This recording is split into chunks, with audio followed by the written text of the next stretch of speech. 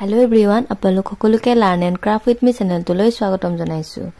এই ভিডিঅ'ত আমি আলোচনা কৰিব ওলাইছো ক্লাছ 7 ৰ মেথছৰ চেপ্টাৰ নম্বৰ 13। ইয়াৰ নাম আছিল এক্সপোনেন্টস এণ্ড পাৱাৰ, অৰ্থাৎ সূচক আৰু ঘাত। যোৱা ক্লাছত আমি এক্সাৰসাইজ 13.1 ৰ আটাইখিনি কোৱেশ্চন ডিসকাস কৰিছিলো। সেই ভিডিঅ'খিনি যদি তোমালোকে চাব বিচৰা লিংকটো ডেসক্ৰিপচন বক্সত দিয়া আছে। ক্লাছ 7 মেথছ বুলি এটা প্লেলিষ্ট বনোৱা আছে, তাতে ক্লিক কৰিলে তোমালোকে আটাইখিনি ভিডিঅ' একেলগে পাই যাবা। ঠিক আছে, যদি বিচৰা চাই লবা। এতিয়া যোৱা 13.2 ৰ question number 1 ত দিছে যে simplify using laws of exponent, write the answer in exponential form। সূচকীয় বিধি প্ৰয়োগ কৰি পেলাই তোমালোকক কি কৰিব লাগিব, exponential form মানে সূচকীয় ৰূপত লিখিব লাগিব। ঠিক আছে, সূচকৰ বিধি প্ৰয়োগ কৰি পেলাই সূচকীয় ৰূপত লিখিব লাগিব। এতিয়া চোৱা আমি কেনেকৈ কৰিম। কোৱেশ্চন খিনি কৰাৰ আগতে তোমালোকে সূচকৰ যিকিটা বিধি আছিল অৰ্থাৎ law of exponent হেকিটা জানিব লাগিব। এক নম্বৰ তোমালোকৰ আছিল a to the power n পূৰণ a to the power n hall a to the power m পূৰণ a to the power n। তে ইয়াতে ভূমি কেটা কি একে একে আৰু সূচক কেটা কি বেলেগ বেলেগ। যেতিয়া ভূমি একে আৰু সূচক বেলেগ থাকে, হিহঁতৰ মাজত পূৰণ হৈ থাকে, তেতিয়া হলে আমি কি লিখিব লাগিব a to the power m plus n। বুজি পালানে? ভূমি যদি একে থাকে তেতিয়া হলে পূৰণ থাকিলে হি প্লাস হৈ যায়। আকৌ যদি তোমাৰ সেম থাকে কিন্তু হিহঁতে হৰণ হৈ থাকে তেতিয়া হলে কি হৈ যায় মাইনাস হৈ যায়। বুজি পাইছানে? এই সূত্ৰকেইটা তোমালোকে মনত ৰাখিব লাগিব। হল a to the power m হৰণ a to the power n যদি থাকে তেতিয়া হলে হিহঁতে কি হৈ যায় হৰণ হৈ যায়। হল আকৌ এটা আছিল তোমাৰ a to the power m whole to the power n। এনেকে যেতিয়া থাকিব তেতিয়া ইহঁত দুটা কি হৈ যায় জানানে পূৰণ হৈ যায়। মানে কি হয় a to the power m n দুটা কি হৈ যায় পূৰণ হৈ যায়। হল নেক্সট আছিলে তোমালোকৰ 4 নম্বৰত আছিলে a to the power n পূৰণ b to the power n। হল ইয়াতে চোৱা তোমাৰ ভূমি কেটা বেলেগ বেলেগ কিন্তু সূচক কেটা একে একে, সেইকাৰণে তেতিয়া কি কৰিব লাগিব জানানে a into b whole to the power n।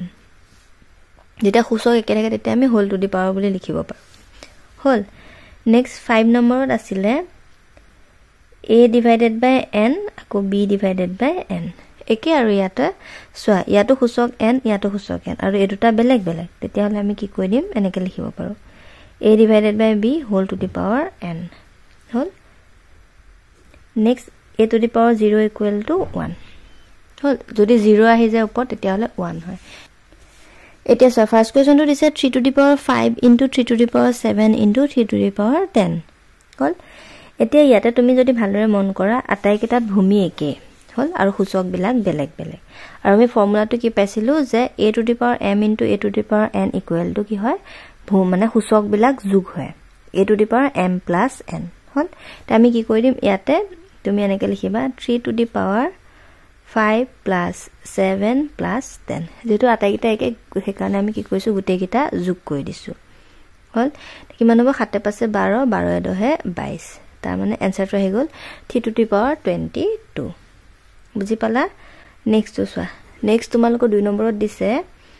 2 to the power 7 into 2 to the power 6 হৰণ 2 to the power 5। হল এতিয়া চোৱা ইয়াতে দুটা পূৰণ হৈ আছে আৰু এটো হৰণ হৈ আছে আৰু আটাইকেইটাৰে ভূমি কি একে। প্ৰথমতে এতিয়া আমি কেনেকৈ কৰিম পাতি লওঁ। কি দিছে চোৱা 2 to the power 7 পূৰণ 2 to the power 6 হৰণ 2 to the power 5 দিছে ন, তো আমি divided by 2 to the power 5 বুলি লিখো। হল এতিয়া চোৱা ইয়াতে তোমাৰ পূৰণ হৈ আছে ভূমি একে সূচক বেলেগ, গতিকে আমি কি কৰিব লাগিব প্লাস কৰি দিব লাগিব। হল দুইটা প্লাস কৰোঁ এটো এজ ইট ইজ ৰাখিছো আৰু 2 to the power 5 টো। এতিয়া চোৱা 7 আৰু 5 7 আৰু 6 7 6 13 divided by 2 to the power 5। তে ইয়াতে চোৱা ভূমি কিটা একে আৰু ইহঁতে কি হৈ আছে হৰণ হৈ আছে। হল তে আমি শিকি আহিছো যদি হৰণ হৈ থাকে ভূমি একে হয় তেতিয়া হলে কি কৰি দিব লাগে সূচক বিলাক মাইনাস কৰিব লাগে। সেইকাৰণে আমি কি কৰিব লাগিব 13 - 5 লিখিব লাগিব। বুজি পালা? এতিয়া 13 - 5 কৰিলে কিমান হ'ব 13 5 গল থাকিল 8 মানে 2 to the power 8। বুজি পালা? এটো হৈ গল ইয়াৰ আনসাৰ। নেক্সট 3 নম্বৰটো চোৱা ইয়াতে তোমালোকৰ দিছে 2 to the power 0 into 2 to the power 5 into 2 to the power 8 হৰণ বা divided by 2 to the power 0 into 2 to the power 6 into 2 to the power 7।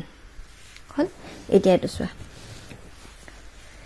ইয়াতে হৰণ দিছে ন গতিকে আমি এইকিটা তলত পাতি দিম এইকিটা ওপৰত পাতিম এইকিটা তলত পাতিম 2 to the power 0 2 to the power 5 into 2 to the power 8 divided by 2 to the power 0 2 to the power 6 into 2 to the power 7 হল এতিয়া চোৱা 2 to the power 0 মানে কিমান হ'ব 1 হল কাৰণ আমি ফৰ্মুলাটো পাই আছিলো যে a to the power 0 equal to কি হয় সদায় 1 হয় সূচক 0 আহিলে সদায় কি হয় 1 হয় সেইকাৰণে 2 to the power 0 জায়গাত আমি কি লিখিলো 1 লিখিলো নেক্সট এটোটা সোয়া ভূমি একে সূচক বেলেগ বেলেগ আৰু হিহতে কি হৈ আছে পূৰণ হৈ আছে তো পূৰণ হৈ থাকিলে কি কৰি দিব লাগিব সূচক বিলাক যোগ কৰিব লাগিব সেইকাৰণে আমি কি কৰি দিলো যোগ কৰি দিলো নেক্সট 2 to the power 0 মানে 1 হল ইয়াতে 2 to the power 6 আৰু পূৰণ হৈছে 2 to the power 7 পূৰণ হৈ আছে ন সূচক বেলেগ ঘাত একে সৰি ভূমি একে সূচক বিলাক বেলেগ তো কি কৰিব লাগিব প্লাস কৰি দিব লাগিব বুজি পাই আছা নে এতিয়া চোৱা 2 to the power ইয়াতে তোমাৰ 8 আছে 5 আছে 8 পাছে 13 divided by 1 into 2 to the power 6 আছে 7 আছে 6 12 কে 13 হল 1 1 কাটা গল এতিয়া চোৱা 2 to the power 13 আৰু ইফালে 2 to the power 13 হল কিমান আহিব চোৱা দুইটা হৰণ হৈ আছে হৰণ হৈ থাকিলে এটো কি হৈ যাব বিয়োগ হৈ যাব হল এটো বস্তু মন ৰাখিবা আৰু হৰণ হলে তোমাৰ বিয়োগ হ'ব পূৰণ হলে যোগ হ'ব এতিয়া চোৱা 13 টকা ধাৰ 13 টকা জমা গতে কিমান হ'ব 0 তো 2 to the power 0 মানে কিমান আহিব 1 বুজি পালানে এটো হৈ গল ইয়াৰ আনসাৰ নেক্সট 4 নম্বৰটো চাই লোৱা ইয়াতে দিছে 3 to the power 4 whole to the power 2 into 3 to the power 2 whole to the power 3 এতিয়া চোৱা ইয়াতে আমি পাই আহিছিলো যে a to the power m whole to the power n equal to a to the power m plus n sorry mn হল যেটো mn পাইছিলো তাৰ মানে এটোটা কি হ'ব লাগে পূৰণ হ'ব লাগে বুজি পাইছা নে ফৰ্মুলাটো মনত আছে নে এইটো ফৰ্মুলা হয়নে 3 to the power m whole to the power n equal to a to the power mn হেতু ফৰ্মুলা আমি ইয়াত পুট কৰিম কি হ'ব এই দুটা পূৰণ হৈ যাব মানে 4 পূৰণ 2 হৈ যাব আকৌ ইয়াতো তেনেকে দুইটা ব্ৰেকেটৰ ভিতৰত যেটো আছে 2 পূৰণ 3 হৈ যাব বুজি পাইছা নে এই ফৰ্মুলাটো আমি ইউজ কৰি আছো এটা কিমান আহিব চোৱা 4 দুগুণ 8 পূৰণ 3 দুগুণ 6 হল এটা পাৰিবা ভূমি একে সূচক বেলেগ বেলেগ আৰু ইহতে কি হৈ আছে পূৰণ হৈ আছে গতিকে কি হ'ব যোগ হৈ যাব 28 14 তাৰ মানে 3 to the power 14 hall next 5 নম্বৰটো চাই লোৱা 5ত তোমালোকৰ দিছে 16 square into 8 to the power 3 হৰণ 2 to the power 5 whole to the power 2 হল ইয়াটো কৰা ইয়াতে 16 আছে আৰু 8 আছে আৰু আমি কি কৰো আটাই কিটা ভূমি বিলাক 2 বনাই লও হ'ব তে 2 বনাবৰ কাৰণে 16 টো ভাগি লোৱা 2 ৰে দিয়া 2 আন গুণ 16 2 4 গুণ 8 2 দুগুণ 4 মানে 16 2 কেটা আছে এটা দুটা তিনটা চাৰিটা গতিকে 16 জায়গাত আমি কি লিখিব পাৰো 2 to the power 4 লিখিব পাৰো বুজি পাইছা যেহেতু 4টা 2 পূৰণ হৈ পেলে কি হৈ আছে 16 হৈ আছে হল ওপৰ 2 এটা আছে ন গতিকে ব্ৰেকেট দি পেলে নেকে 2 লিখি দিবা হল নেক্সট 8 আহিলে 8 টুক আকৌ ভাগা 2 ৰে 2 4 গুণ 8 2 দুগুণ 4 মানে 2 কেটা আছে তিনটা 2 পূৰণ হৈ পেলে কিমান হৈছে 8 গতিকে 2 to the power 3 কৰি দিয়া হল ওপৰ অলৰেডি 3 আছে গতিকে whole to the power 3 লিখি দিয়া হল ব্ৰেকেটত হৰণ আছে 2 এটো আছে আৰু ন হৰণ যেহেতু এটা আমি তলত পাতি দিও এটা কি হৈ আছে চোৱা 2 to the power 5 whole to the power 2 তাৰ মানে এটোটা কি হৈ যাব পূৰণ হৈ যাব তো পূৰণ কৰি দিয়া 5 দুগুণ কিমান হ'ব 10 হল তাৰ মানে তলত পাই আছে 2 to the power 10 এটো আমি এজেটিজ ৰাখি থও তাছত এটো চোৱা এটো কিমান আহিব 4 দুগুণ 8 পূৰণ 3 3 গুণ 9 হল এটা পাৰিবা আৰু হনা ওপৰ দুইটা প্লাস কৰি দিয়া 8 plus 9 divided by 2 divided 2 to the power 10 হল এতিয়া চোৱা কিমান আহিব 17 8 9 17 divided by 2 to the power 10 তে দুটা যেটো হৰণ হৈ আছে গতিকে কি হৈ যাব সূচক বিলাক ভূমি যেটো একে আৰু হৰণ হৈ আছে হেকাৰণে সূচক বিলাক কি হৈ যাব বিয়োগ হৈ যাব হল 17 - 10 ইকুৱেল কিমান আহিব 2 to the power 17 10 গল থাকিল 7 মানে 2 টু দি পাৱাৰ আহি গল 7 বুজি পালানে বাৰু নেক্সট টু চোৱা 6 নম্বৰ তোমালোকৰ দিছে 3 into 7 to the power 3 into 5 to the power 8 divided by 21 into 15 হল তেটো কেনে কৰিম চাই লোৱা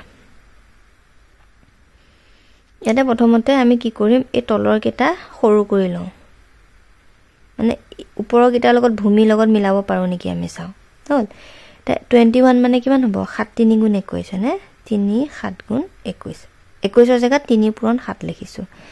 বাকি 15 আছে 15 জায়গা লিখি দিও 5 3 গুণ 15 হল তে কিবা কটা কটি যায় নেকি চোৱা 3 3 কাটা গল আৰু কটা যোৱা নাই হনে এতিয়া কি থাকিলে চোৱা এটো 7 এটোটা কি হৈ আছে হৰণ হৈ আছে তো আমি কি কৰি দিম এটোটা মাইনাস কৰিব পাৰিম হল গতিকে কিমান আহিব চোৱা 3 minus 1 একো নাই মানে 1 বুলি পাতিছো আৰু হল নেক্সট 5 আহিলে